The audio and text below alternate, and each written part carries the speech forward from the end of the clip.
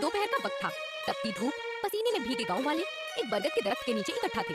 अरे भाई, इस साल तो सूरज जैसे आग बरसा रहा है, सांस लेना भी मुश्किल हो रहा है। बिल्कुल काका, लगता है इस साल की गर्मी हम गरीबों की जान ही ले लेगी। घर के अंदर जाए तो तंदूर जैसा गर्म, बाहर आए तो धूप में झुलस जाए। हमारे घरों में न तो पंखा है न कूलर, सबके सिर गर्मी से जल रहे हैं। कुछ न कुछ तो करना ही होगा। ठाकुर साहब के घर तो बिजली भी रहती है और उनके पास दराज करके कूलर भी है। क्यों ना उनसे कोई मदद मांगी जाए। ठीक कहते हो मोहन, ठाकुर साहब को हमारी तकलीफ समझ में आनी चाहिए। चलो जाकर बात करते हैं। ठाकुर प्रताप सिंह की हवेली के अंदर एसी चल रहा था, नौकर पंखा झल रहा था, उनकी बीवी रुक्मिणी ठंडी शिकंजी पी रही थी और बेटी रश्मि किताब पढ़ रही थी। तभी दरवाजे पर दस्तक होती है। देखो कौन है, इतनी गर्मी में कौन बाहर घूम रहा है। नौकर दरवाजा खोलता है। सामने गांव के कुछ लोग खड़े थे। मोहन सबसे आगे था। साहब, कस्बे के लोग आपसे मिलने आए हैं। कस्बे के लोग? अब क्या दिक्कत है, अंदर बुलाओ। गांव वाले अंदर आते हैं। एसी की ठंडी हवा उनके पसीने से भीगे शरीर को छूती है, लेकिन ठाकुर की आंखों में उनकी बेबसी के लिए कोई सहानुभूति नहीं थी। ठाकुर साहब, हम लोग बहुत बड़ी मुसीबत में हैं। इस साल की गर्मी काबिले बर्दाश्त हो गई है। इस भीषण गर्मी से तड़प रहे हैं। अगर कुछ पंखे या कूलर का इंतजाम हो जाए तो बहुत राहत मिलेगी। गरीबों को भी एक कूलर चाहिए? क्या मजाक कर रहे हो? ठाकुर साहब, हमें पता है कि हम गरीब हैं, लेकिन क्या इंसानियत के लिए भी आप हमारी मदद नहीं कर सकते? अरे मोहन, तुम तो हो ही बेवकूफ। गरीबों की पहचान ही ये है कि वो दुख सहे। तुम सब मेहनत करने वाले लोग हो, गर्मी झेलने की आदत डालो। लेकिन ठाकुर साहब, हमारे घरों में बिजली भी नहीं है। बिजली? अरे तुम लोग दिन भर बस भीख मांगने आते हो। मेहनत करो, पैसे कमाओ, फिर जो चाहे खरीदो। यहाँ मेरी हवेली में तुम्हारे लिए कोई जगह नहीं है। गांव वाले एक दूसरे को दुखी निगाहों से देखते हैं, लेकिन कोई कुछ नहीं कह पाता। मोहन की मुट्ठी कस जाती है, लेकिन वो अपनी आवाज खामोश रखता है। ठीक है ठाकुर साहब, हम खुद अपनी मदद करेंगे। गांव वाले मायूस और बेइज्जत होकर वहाँ से लौट जाते हैं। हमें पहले ही पता था कि ठाकुर कुछ नहीं करेगा। नहीं, हम हार नहीं मानेंगे। अगर हमारे पास पैसे नहीं है तो क्या हुआ, हमारे पास दिमाग और मेहनत है। हम खुद इस गर्मी से बचने का रास्ता निकालेंगे। गांव वाले उसे हैरानी से देखते हैं। चिलचिलाती हुई धूप में मोहन जमीन पर बैठा कुछ सोच रहा था। गांव के कुछ लोग भी आसपास बैठे थे। हमारी किस्मत में तो बस दुख ही लिखे हैं। नहीं काका, हम भी चाहे तो अपने झोपड़ियों को ठंडा बना सकते हैं। बस देसी जुगाड़ लगाना होगा। मोहन बांस, खजूर की पत्तियां और सरकंडी इकट्ठा करने लगता है। मोहन भैया, ये क्या कर रहे हो?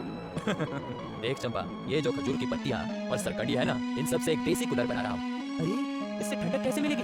देखो, मैं इसे घर की खिड़की पर लगाऊंगा और हर रोज इसे पानी डालूंगा। जब हवा इसमें से होकर आएगी तो ठंड हो जाएगी। ये कूलर से कम नहीं होगा।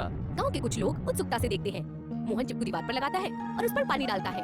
धीरे धीरे घर के अंदर ठंडक महसूस होने लगती है। सब खुश हो जाते हैं। अरे वाह, ये तो सच में कमाल कर रहा है। मोहन छत पर चढ़कर मिट्टी और सूखी घास बिछाता है। गांव के कुछ लोग नीचे खड़े होकर देखते हैं। मोहन बेटा, ये क्या कर रहे हो? ये हमारी छत को ठंडा रखने का रास्ता है। जब सूरज की किरणें पड़ती है तो छत गर्म हो जाती है और घर के अंदर भी गर्मी बढ़ जाती है।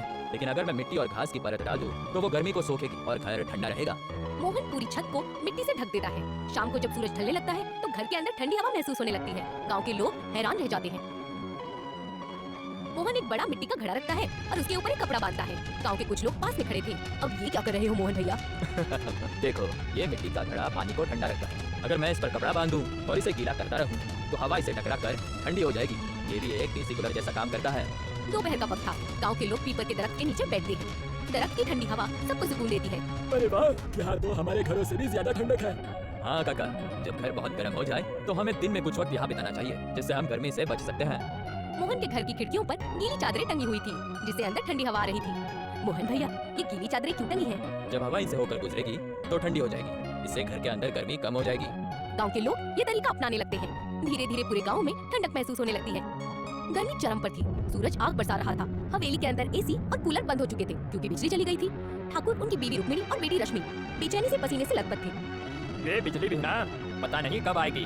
बिना एसी और कूलर के तो जीना मुश्किल हो रहा है। अंदर बैठा भी नहीं जा रहा। लगता है जैसे पूरा घर तंदूर बन गया है। पापा, गर्मी के मारे मेरी तो तबीयत खराब हो रही है। बहुत घबराहट हो रही है। साहब, अब तो लगता है कि कस्बे के गरीबों की हालत हमसे भी बेहतर है। बकवास बंद करो। उनके पास क्या होगा गर्मी से बचने के लिए?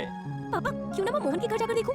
आखिर वो लोग इतनी भयंकर गर्मी में कैसे रह रहे हैं? रश्मि हवेली से निकलती है। रास्ते में उसे तेज गर्म लू परेशान करते हैं। वो मोहन के घर पहुंचती है और हैरान रह जाती है। घर में ठंडी हवा चल रही थी। मिट्टी के घड़े का ठंडा पानी रखा था। खजूर और सरकंडी से बने देसी कूलर से ठंडी हवा आ रही थी। मोहन अपनी बीवी गीता के साथ बैठा था। ये कैसे हो सकता है? यहाँ तो इतनी ठंडक है। ये सब हमारे देसी जुगाड़ का कमाल है। लेकिन बिना एसी कूलर के भी इतनी ठंड? हमने खजूर और सरकंडी की चिक लगाई है, जिससे ठंडी हवा अंदर आती है। घर की छत पर मिट्टी और घास की परत बिछाई है, जिससे गर्मी अंदर नहीं आती है। और ये देखो, मिट्टी का घड़ा, जिससे हमेशा ठंडा पानी मिलता है। मुझे यकीन नहीं हो रहा, हमारे पास पैसा तो बहुत है, मगर इतना आराम तो हमें भी नहीं मिल रहा है। रश्मि जल्दी से वापस हवेली लौटती है। हवेली में ठाकुर पसीने से लथपथ बैठा था। पिताजी, मैं मोहन के घर गई थी। वहाँ तो इतनी ठंडक थी जैसे बारिश हो गई हो। क्या बिना एसी और कूलर के? हाँ पिताजी, मोहन और गांव वालों ने देसी जुगाड़ लगाए हैं। खजूर और सरकंडी की चिक, मिट्टी की छत और घड़े वाला कूलर। और हम है कि महल जैसे हवेली में भी पसीना बहा रहे हैं। तो क्या हमें भी कुछ ऐसा ही करना चाहिए? शायद हमसे बहुत बड़ी गलती हो गई। हमारे पास पैसा, दौलत, शौहरत सब कुछ है, लेकिन असली दिमाग तो उन कस्बे वालों के पास है। जाओ, कस्बे वालों को बुलाओ, मुझे सबसे माफी मांगनी है। गांव के लोग इकट्ठा होकर हवेली आते हैं। मोहन भी आता है। मैं आप सबको गलत समझता था। मुझे लगता है कि गरीब सिर्फ तकलीफ सहने के लिए होते हैं, लेकिन आज आपने सिखाया कि असली आराम पैसों से नहीं बल्कि समझदारी से आता है। मुझे माफ कर दीजिए। ठाकुर साहब, माफी मांगने से ज्यादा बेहतर होगा कि आप कस्बे वालों की मदद कर दें। हाँ, अब मैं समझ गया हूँ। मैं अब कस्बे में